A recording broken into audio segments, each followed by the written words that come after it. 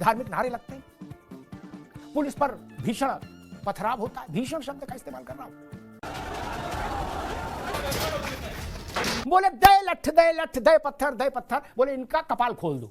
50 truck, जी हाँ, नगर पालिका के 50 ट्रक लगे, तब जाकर इस इलाके की सफाई हुई और पत्थर और ईंटें उठवाई गई।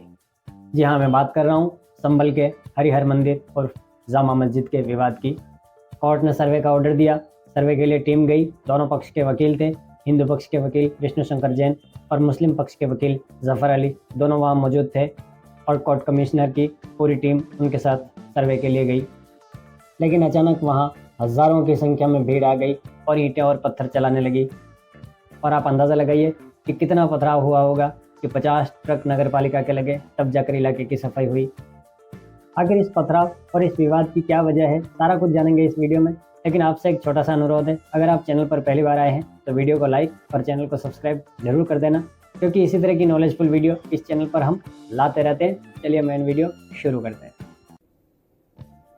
मसला है संभल की शाही जामा मस्जिद से जुड़ा। अदालत में एक मुकदमा जाता है।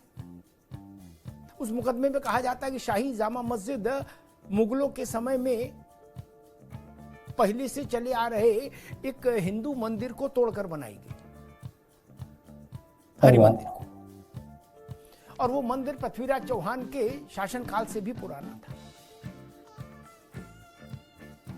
अदालत कहती है कि इसमें सर्वे का आदेश दिया जाता है, सर्वे कराया जाए, सर्वे कमिश्नर की नियुक्ति हो जाती है, सर्वे का काम शुरू होता है।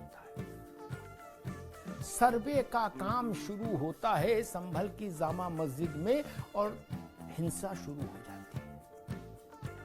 धार्मिक नारे लगते हैं, पुलिस पर भीषण पथराव होता है। भीषण शब्द का इस्तेमाल कर रहा हूं, क्योंकि जामा मस्जिद के आसपास की गलियां पत्थरों से पट गई थी, ईंटों से। बाद में नगर पालिका के कई ट्रक लगाकर, ट्रैक्टर लगाकर वो ईंटें हटवाई गई।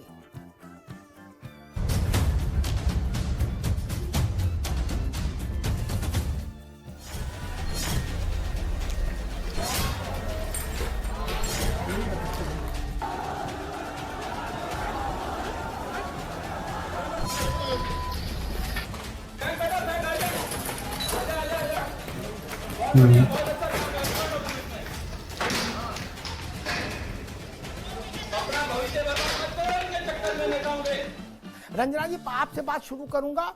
कोर्ट ने क्या कहा था, क्योंकि ये कहा जा रहा है कि सर्वे, मैं सुन रहा था राम गोपाल जी को, वो करे सर्वे करने की जरूरत क्या है, ये कोर्ट वाले आग लगा देंगे। अखिलेश जी भी करे सर्वे करने की जरूरत क्या है। कोई तीसरा कह रहा कि अच्छा सर्वे कर रहे तो इतनी जल्दबाजी क्यों की सर्वे करने में, ठंडे ठंडे करते। अदालती स्थिति क्या है, जरा बताइए। देखिए, अदालत के ऊपर ये सब बिला वजह की बयानबाजी नहीं चलती। अदालत में एक एप्लीकेशन डाली गई 8/8 19 तारीख को अलाउ हुई और कोर्ट ने कहा हम क्योंकि यूनियन ऑफ इंडिया भी इसमें पार्टी है, आगे की कार्यवाही के लिए सब पार्टीज को नोटिस इशू कर दिया गया और कहा हम सबको सुनेंगे। और जो 8/8 थी उसको अलाउ किया कि मीनवाइल एडवोकेट कमिश्नर जाएं और सर्वे करें, वीडियोग्राफी फोटोग्राफी हो जाए। वीडियोग्राफी और फोटोग्राफी होने में किसी दूसरे पक्ष को क्या आपत्ति है, मेरी ये समझ में नहीं आता है। आप किस चीज को छुपाना चाहते हैं, एक बात। दूसरी बात, जो लोग अदालत को नहीं मानते हैं, ये लोग अदालत को नहीं मानते, पूरे भारत को ही अपनी मातृभूमि नहीं मानते हैं। इसीलिए चप्पलों से, पत्थरों से पुलिस अधिकारियों के ऊपर जो बौछार हुई है, जो इतनी जन संपत्ति की, राज संपत्ति को जो हानि हुई है, ये लोग अपनी भारत को, इस भूमि को ही नहीं मानते, तो अदालत को क्या मानेंगे।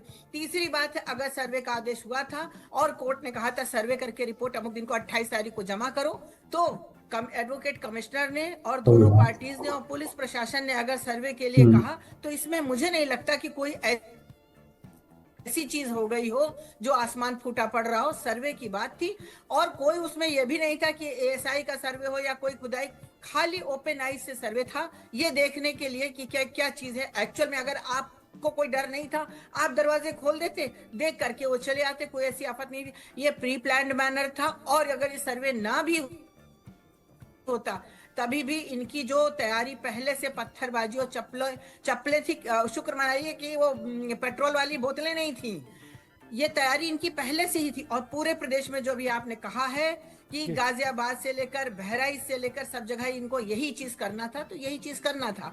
अदालत क्या चीज है इनके सामने? जी अशोक यादव जी, इस बात में क्या नाराजगी, अच्छा मान लो नाराजगी भी हो तो पुलिस से क्यों नाराजगी है?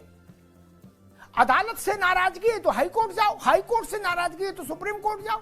नहीं, यही ना तरीका है। ये तो नहीं होगा कि नहीं अदालत ने कोई आदेश दिया, अधिकारी उसको एग्जीक्यूट कराने आए, बोले दे लठ दे पत्थर, बोले इनका कपाल खोल दो। ये तो नहीं चलेगा न। मैं ये नहीं समझ पा रहा कि लोग उत्तेजित थे, किस बात से उत्तेजित थे और क्यों उत्तेजित थे, किस बात से उत्तेजित थे, इससे भी बड़ा प्रश्न कैसे उत्तेजित थे, क्यों उत्तेजित थे। अदालत का फैसला शासन लागू नहीं कराएगा तो क्या करेगा? कराएगा ना। आप उसके खिलाफ स्टे ले आइए। बर्क साहब नेम्ड हो गए एफआईआर में, जियाउर रहमान, अभी भी वो करे सुप्रीम कोर्ट और अंतरराष्ट्रीय कोर्ट संज्ञान ले, जियाउर रहमान बर्क संज्ञान लेके अदालत नहीं जाएंगे क्या? अखिलेश जी अदालत जा सकते हैं, समाजवादी पार्टी जा सकती है। क्या ये है कि अगर कोर्ट किसी मस्जिद के सर्वे का आदेश करेगा तो उसके खिलाफ यही प्रदर्शन होगा जैसा दिख रहा है, हिंसा होगी? अशोक जी देखिए अमिताभ जी, निवेदन है 2 मिनट का समय दें। मैं आपके सारे प्रश्नों भैया का 3-4 मिनट पूरा समय जी। देखिए, देश में तमाम ऐसी एजुकेशनल इंस्टीट्यूशंस हैं, तमाम ऐसी संस्थाएं हैं। उन्हीं संस्थाओं का काम है कि देश में शिक्षा प्रोवाइड करना, लोगों को अच्छे नागरिक बनाने की ट्रेनिंग देना।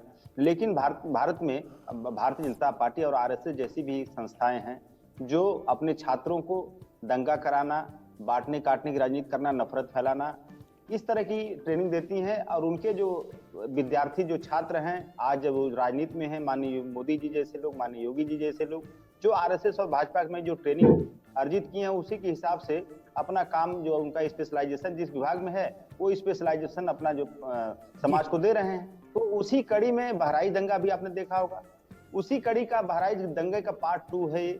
और दूसरी बात, जो दंगे कराने का ऑब्जेक्टिव क्या है?